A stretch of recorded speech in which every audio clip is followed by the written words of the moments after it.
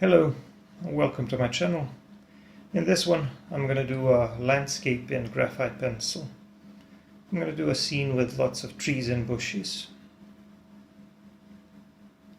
We'll start with a sketch, and this time the sketch will be a little bit more elaborate. I should say a few words about the materials because this is not regular paper that I'm working on. It's a Fabriano drawing paper, but it's been primed with some clear gesso. I used Winsor & Newton clear gesso. That creates a textured surface that has a bit more tooth. But its effect on graphite is interesting because it makes the values a little bit darker and it makes graphite a lot less reflective. So this is going to look a little bit more like a charcoal drawing than a graphite drawing, even though I am using regular graphite pencils.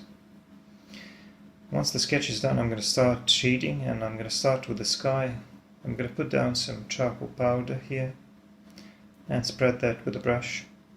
The pencils I'm using, by the way, are, like I said, regular graphite pencils. I'm using the Faber Castell 9000 graphite pencils. 5 grades from HB to 8B. Naturally, I'm going to use the HB for some of the lighter tones, like for example here on the sky where I'm working around the clouds. I'm going to have some large towering clouds above the horizon here on the left, and I want to work around their edge. Shading with a pencil on this surface is not a problem because once I start blending, I'm going to be able to remove all of the texture. Graphite blends really well on this textured surface. This is not for everyone. For some people, this paper primed with clear gesso may feel a little bit too rough. But, I mean, you can do the same thing on regular paper with graphite pencils. It's just that I feel like it's going to be a little bit slower and a little bit lighter overall. It's going to be a bit more difficult to achieve some darker, deeper tones. So once the base value of the sky is done, and once I have something to work with, I can then refine the shape of the clouds using a kneaded eraser. I like to use a Faber Castell kneaded eraser. And I just dab on the surface of the paper a little bit to lift up some of that material to create the shapes that I like. And after that I use a brush and a tortillon to further refine the shape of the clouds, because clouds are three-dimensional objects and you want to shade them accordingly. And here the light source is coming a bit more from the left side, so the left side of the clouds and the top side of the clouds is going to be lighter. Another tool that I can use for refining the shape is a Tombow Mono Zero eraser, but honestly I prefer to use a kneaded eraser here because it works a little bit better on this surface.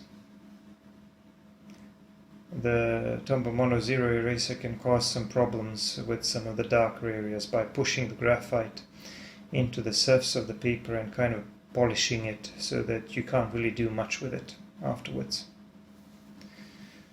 So here I'm going to have a row of trees. This is going to be a scene by the river, and now I'm going to do the other side of the river, the other river bank opposite of us. There's going to be some trees on that other side, and then the river bank, and then the water under it and a bit of reflection. But as for these trees, I just drew the shapes that kind of look like canopies of trees, and then I I shaded it a little bit with a 2B because it needs to be a bit darker, and then I did some blending with brushes and afterwards with a tortillon. I use homemade tortillons and they're fine drawing and shading tools because when they pick up a bit of graphite you can also use them to draw some smaller shapes, lighter shapes. Another important reason why I wanted to use so much of the blending tools on those trees in the distance is because they're further away, so there's going to be less texture there, less detail. Texture means illusion of detail when you're drawing, so the closer something is to your viewpoint, the more texture it's going to have, or it should have. So those objects which are further away should have less texture. Be that as it may, I'm moving on with the tree in the middle of the scene. It's going to be a fairly large tree, and now I am trying to work out its shape by drawing some of the details. I'm drawing the branches and the clusters of leaves, because that's the way it looks in most cases with these deciduous trees. The leaves are grouped into clusters that form around the larger boughs and branches. And often you will have something that kind of looks like a broccoli type of shape. To make this look convincing, you need to try to make sure that some of the branches are showing through the canopy, and that some of the sky behind the tree is also showing or breaking through the canopy. The tree trunk and the branches are going to be darker here inside the canopy where there are a lot of shadows. Most of this is in the shadow, so I'm going to use some darker pencils here. The parts of the canopy which are more exposed to the light source are naturally going to be lighter. The part of the tree trunk which is facing away from the light source, which is more to the right, is also going to be darker. There's going to be more shadow there.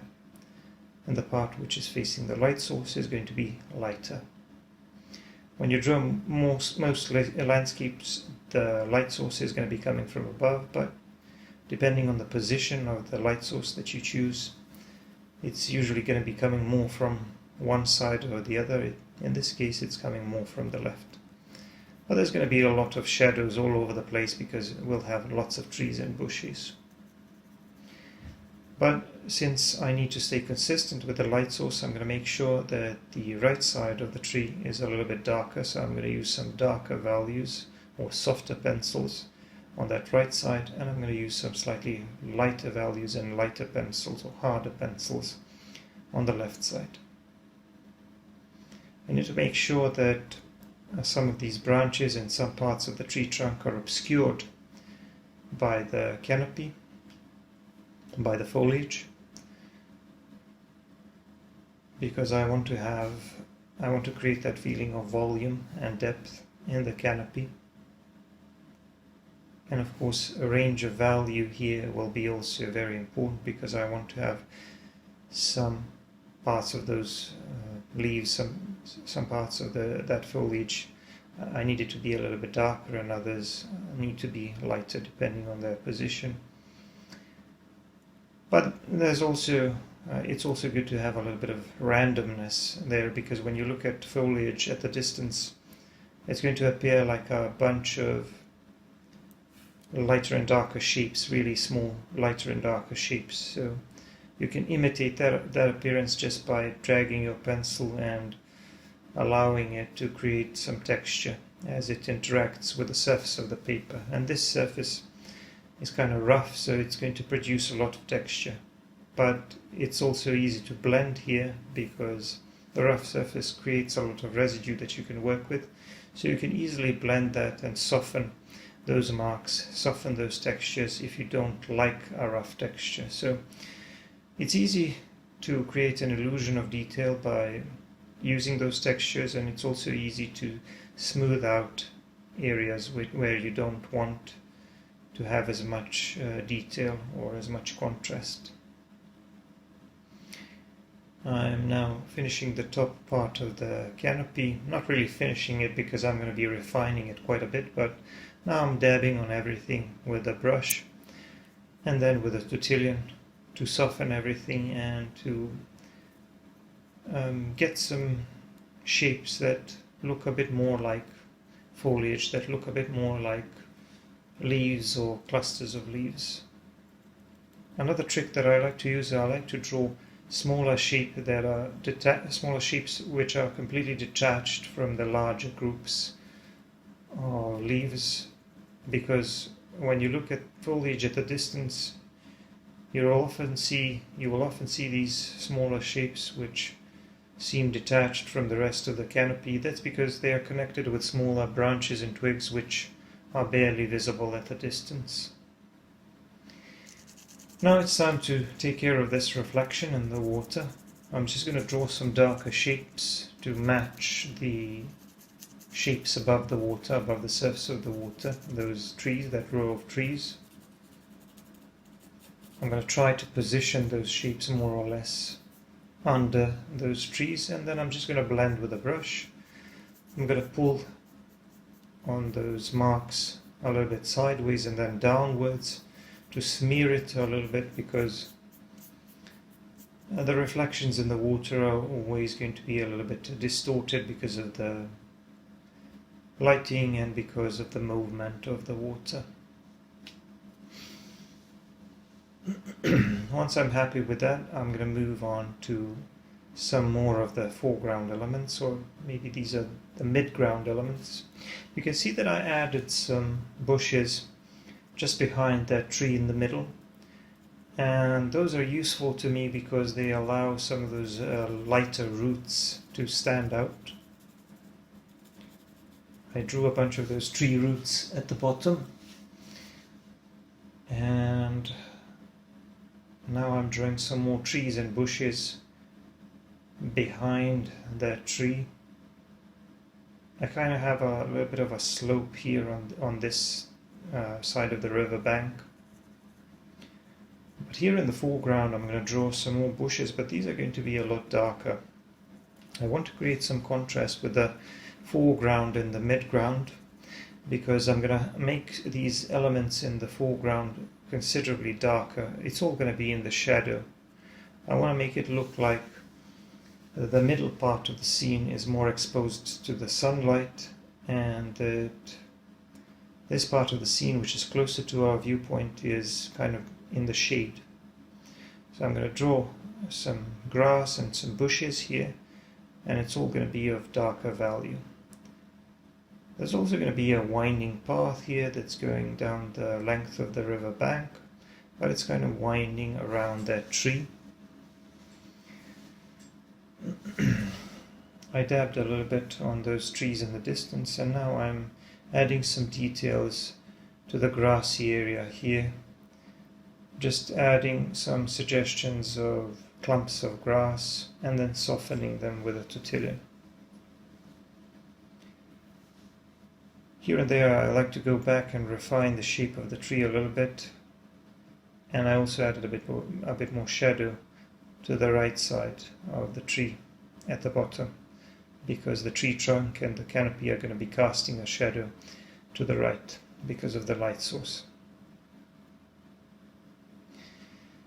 I'm going to have some more darker shapes here in the foreground on the right side as well. Maybe like a group of trees and bushes.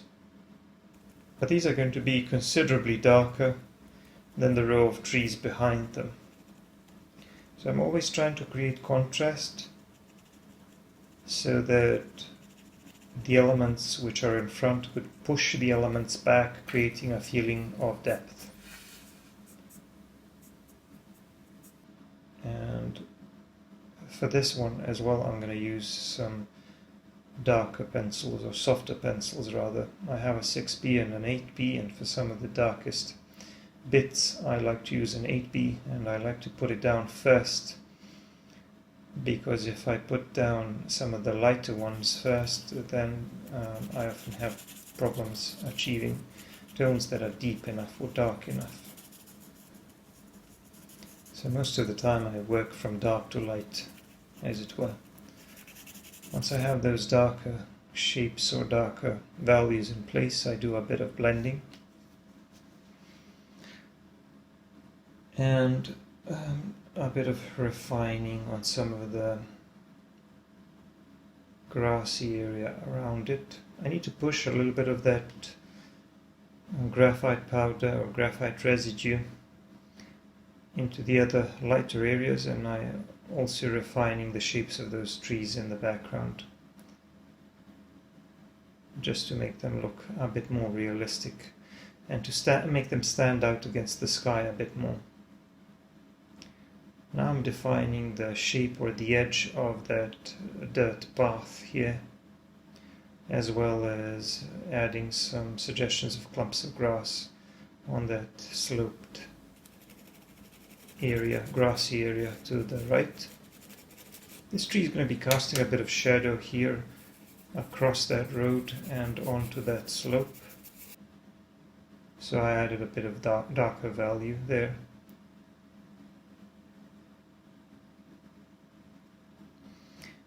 And then here in the foreground on the right side, I'm going to have some more darker shapes like grassy hill or a grassy knoll and some bushes there as well.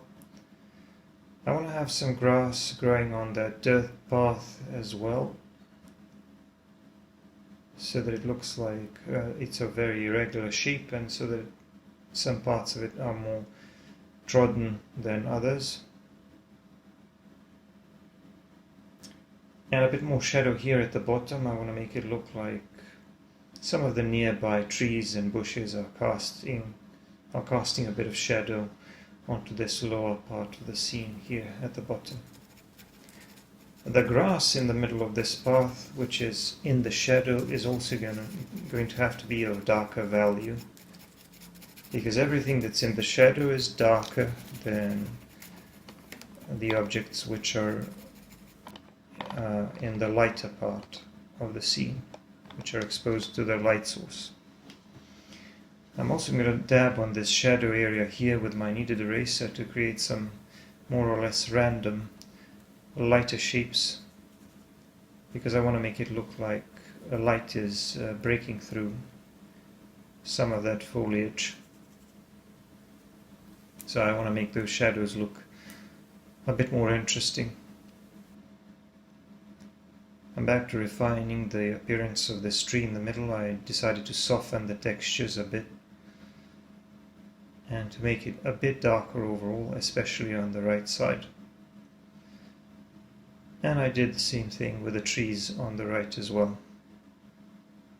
I did a bit of dabbing and refining with the Tertullian as well, creating some slightly larger marks to remove that grainy texture, which I didn't really like.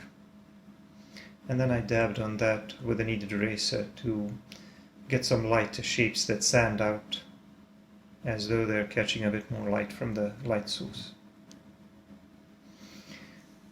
On this darker area here, I dabbed a bit with a kneaded eraser to create some suggestions of some slightly lighter shapes like flowers or parts of those bushes or blades of grass which are maybe sticking out of that shadow a little bit and catching a bit more light from the light source.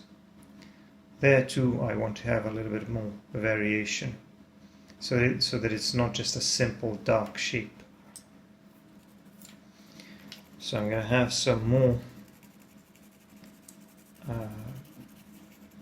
darker areas here to the right, and this is mostly going to be a grassy area, and I'm going to blend that with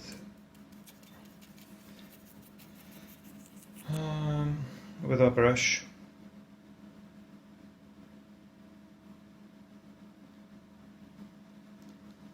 And with my finger as well, because it's not really a problem on this surface. And again I dabbed here and there, trying to create some random lighter shapes with a kneaded eraser, just to have a little bit more variation in value in that shadow area to the right.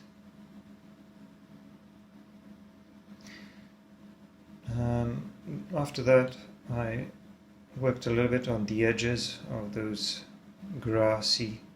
darker grassy areas, and I decided to put some more branches and foliage here in the top left corner, because this lower part of the scene is all in the shadow, so I want to have some more trees and branches to explain or to justify the shadows in this part of the scene. So maybe like there's some more trees here to the left, which are casting a shadow onto this part of the foreground at the bottom of the paper.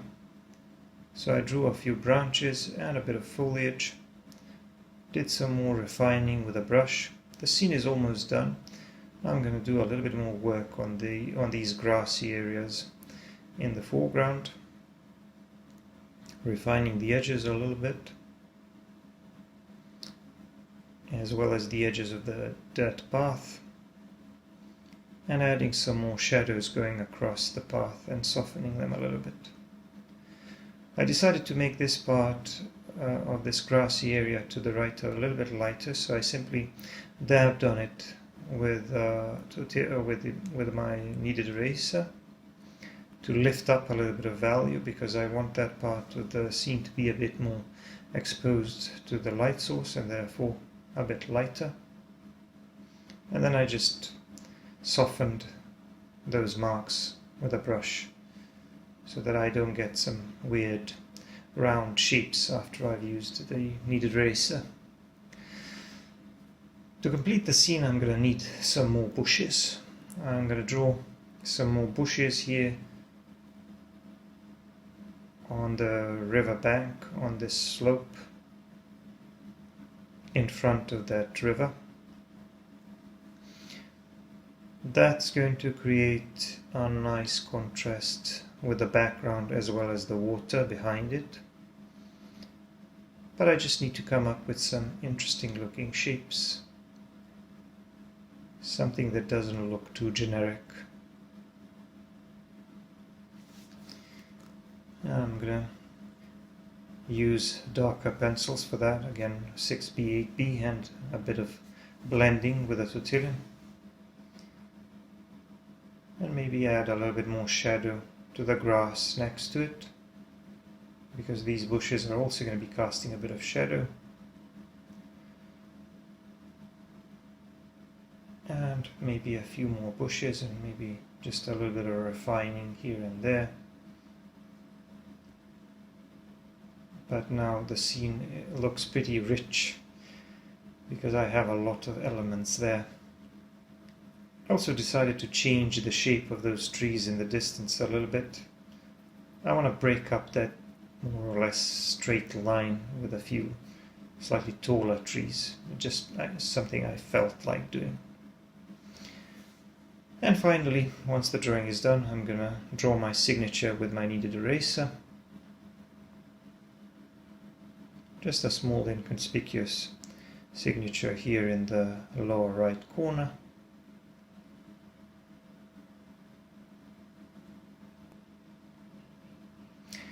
And there it is. The drawing is finished. I hope you enjoyed it. Don't forget to subscribe, give me a like and comment, and if you want to see longer videos and more content, check out my Patreon. Thanks for watching. Bye for now.